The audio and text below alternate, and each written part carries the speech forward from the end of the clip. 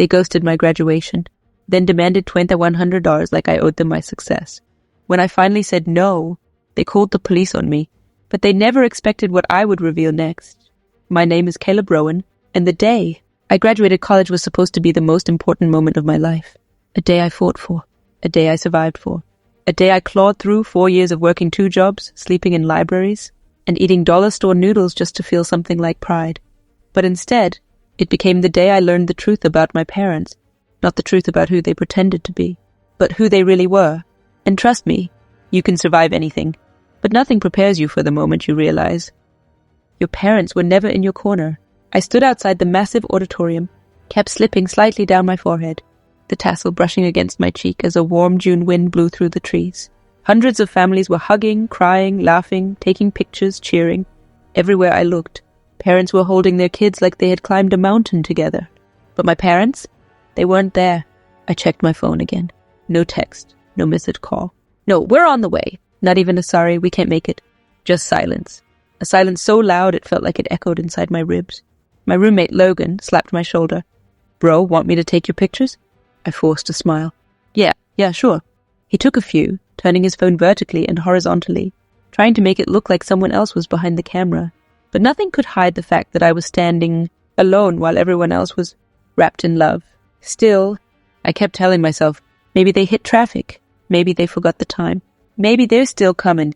But deep down, the part of me I always avoided listening to whispered, they're not coming. They never planned to. After the ceremony, I sat on a bench outside the campus fountain. Students kept walking by with their families, celebrating, planning dinners, taking more photos. Laughs echoed around me like reminders. My phone buzzed. I jumped. A message from Mom. Finally. But when I opened it, my stomach dropped. Mom, send $2,100 now, emergency? No congratulations. No, we're proud of you. Not even a fake apology for missing the most important day of my life. Just a demand. A financial order. And a number so specific it didn't feel like an accident. I replied slowly. Me. What happened? The response came 10 seconds later. Mom, we'll explain later. Just send it. No explanation. No context. Just expectation. Like they were entitled to my hard-earned money. Like I was an ATM, not their son. When I didn't respond immediately, another message came. Dad, we needed it yesterday. Hurry. I read those words again and again. Yesterday? So they needed the money, and instead of showing up to my graduation, they waited until the ceremony ended to demand cash? That was the moment something inside me cracked. Not loudly, but quietly. A quiet crack is dangerous. It means something has broken in a way that can't be repaired. Later that evening, I finally called them. Mama answered on the first ring, her voice sharp. Did you send it? I inhaled slowly. Mom, why didn't you come today? Silence. Then a scoff. Caleb, don't make everything about you. We had things to do. Things to do. Mom, I said, voice shaking, you missed my graduation. Dad's voice cut in the background. Stop whining. You think you're the only kid who graduates? I felt heat behind my eyes. Dad, I'm not sending you $2,100 until you tell me what's going on. And there it was. The sentence that would explode everything. Mom snapped. How dare you talk back? Dad roared. We raised you, fed you, clothed you. And you can't give us a measly $2,100? Fed me? Clothed me? I worked 2 jobs since sophomore year of high school. I paid my own gas, my own lunch, my own books, my own therapy after years of their emotional storms. But they rewrote history in one breath, as if I owed them a debt that never existed. I finally said it, the word they never expected to hear. No. There was silence on the line, the kind of silence that tells you you're no longer speaking to family. You're speaking to people who think you're property. Mom hissed. You will regret this. Dad shouted. He's being abusive. He's threatening us. I froze. Threatening? I hadn't raised my voice once. The call ended abruptly. 10 minutes later, there was pounding at my apartment door. Logan peeked through the peephole. His voice dropped. Dude, it's the police. My stomach twisted. This couldn't be real. They couldn't. But they did. 2 officers stood at the door, hands on their belts, serious expressions on their faces. One of them spoke. Are you Caleb Rowan? Yes. We received a report of financial abuse and threats made toward your parents. I felt the world tilt sideways. Financial abuse? Threats? Logan stepped forward. He didn't do anything. His parents ghosted his graduation and demanded money from him. But the officer raised a hand. We're not here to judge. We just need Caleb to step outside and answer questions. My legs felt numb, but I complied. Outside, under the hallway's flickering fluorescent lights, I explained everything. The missed graduation, the sudden demand for $2,100, the call. The moment I said no, the older officer rubbed his chin. Your parents said you threatened to ruin them, and that you were having a violent breakdown. I blinked in disbelief. I was sitting outside my own graduation alone. I didn't have a breakdown. I asked for transparency. That's all. The officers exchanged a look. Finally, the younger one sighed. Son, we're not taking you in. There's no sign of abuse here. Relief washed through me. But what he said next changed everything. Off the record, if your parents are willing to call the police on you over money, this won't be the last time they try something like this. He wasn't wrong.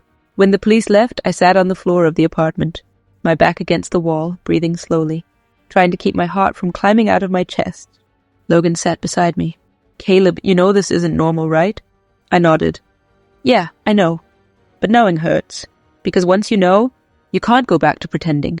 The next morning I woke up to 47 missed calls, 22 voicemails, dozens of texts, all from my parents, every message more manipulative than the last. You ruined everything. You embarrassed us. You'll pay us back no matter what. You think you're better than us now? We're your parents. We deserve this money. That word again. Deserve. My success? They never asked how I achieved it. But they were ready to claim it the moment they thought it benefited them. I blocked their numbers. But they weren't finished. That afternoon I received an email. From my mother. The subject line. You owe us. Inside the email was a list. Every meal she claimed she bought me since childhood. Every pair of shoes. Every doctor visit. Every school supply. Every birthday gift. Every holiday present. At the bottom she wrote, this totals more than $38,000, so be grateful we're only asking for $2,100. I stared at the screen, not sure whether to laugh or cry. Parents don't make itemized invoices for raising their child. They don't keep receipts to weaponize later. But mine did. And that's when I realized they hadn't ghosted my graduation because they were busy. They ghosted it because my success made them uncomfortable, because I no longer needed them, because I had broken free from their financial control, because I had become someone they couldn't manipulate. And that terrified them. 2 days later, something unexpected happened. A letter arrived. Official envelope. State seal. I opened it with shaking hands.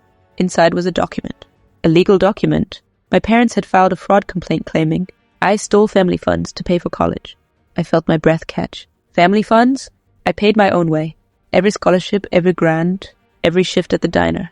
Every tip I collected at midnight while studying calculus between customers. I had the proof.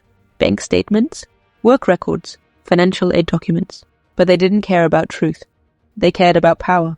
They thought they could force me into fear, force me into paying, force me into obedience. They underestimated the one thing I had learned in college. Documentation beats manipulation. I gathered everything, every receipt, every pay stub, every award, every scholarship letter, every financial aid form. I organized them into a binder thicker than a textbook, and then I hired a legal aid attorney, someone who specialized in parental financial coercion. She read through everything, her eyebrows rising higher with every page. Finally, she said, Caleb, this is one of the clearest cases of financial harassment I've seen. We filed a response. We attached evidence. We cited laws. We countered every claim. And then we added one final page, a formal cease and desist notice for harassment. My hands shook as I signed it. Not from fear, but from something new. Strength. A week later, the case was dismissed. Not because of luck, but because evidence speaks louder than emotional blackmail.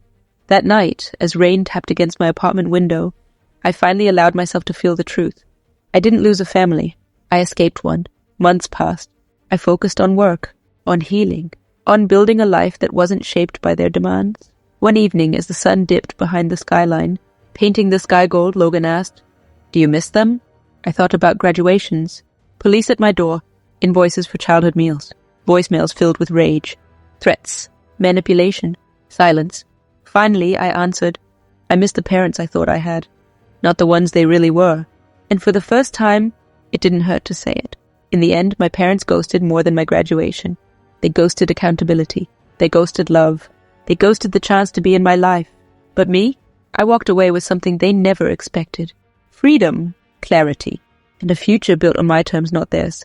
Because sometimes, the best thing you can say is the one word they fear most. No.